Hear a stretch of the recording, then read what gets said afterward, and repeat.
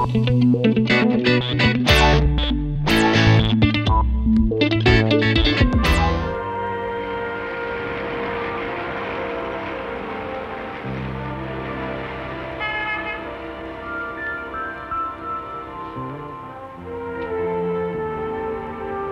this way, ma'am.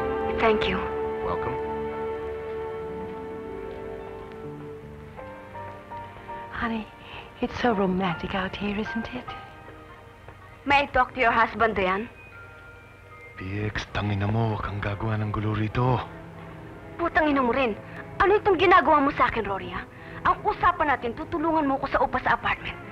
Pero anong ginawa mo? Porke bundat na yan tiyan mo sa kabusugan, pinabayaan mo na ako? At pagkatapos, sa tavern ng The Green ka pa, at hindi ka pa natuwa, sinira mo pati kinabukasan ko?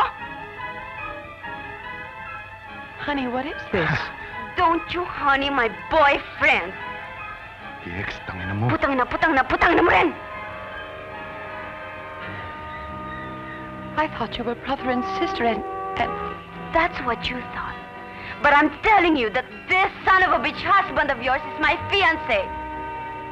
Bye now. Ngayon, manos na tayo. Putang ina mo!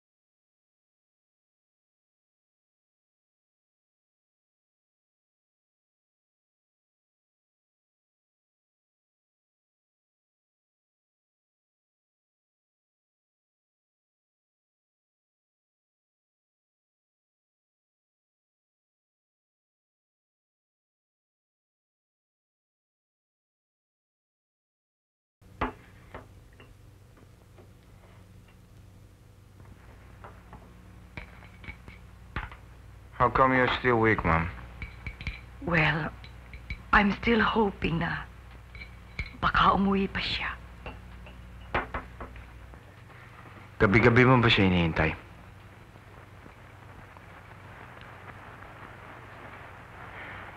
Ako man. Gabi-gabi ko siya iniisip. Pag nasa loob ako ng kwarto ko, hindi ko matiis. I always go out. Kailangan maglasing ako. Kailangan pag-uwi ko, bagsak na ako. Pero kanina, nang maisip ko si Daddy, naisip ko, ano tong landas na tinutungo ko? Ayoko mabuhay tulad niya. Gusto kong maligaya tayong lahat. Di tulad niyo. Alam kong dirin-diri na si Daddy sa inyo. Panay pa rin ang pagpapakasakit ninyo. Mahal ko ang daddy mo. Mahal ko siya.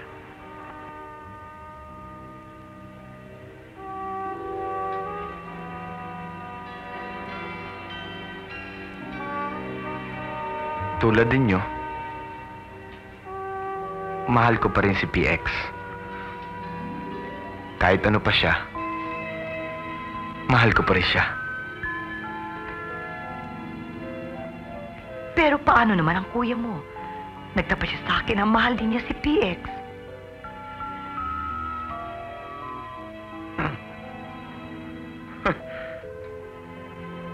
Well, may the best brother win.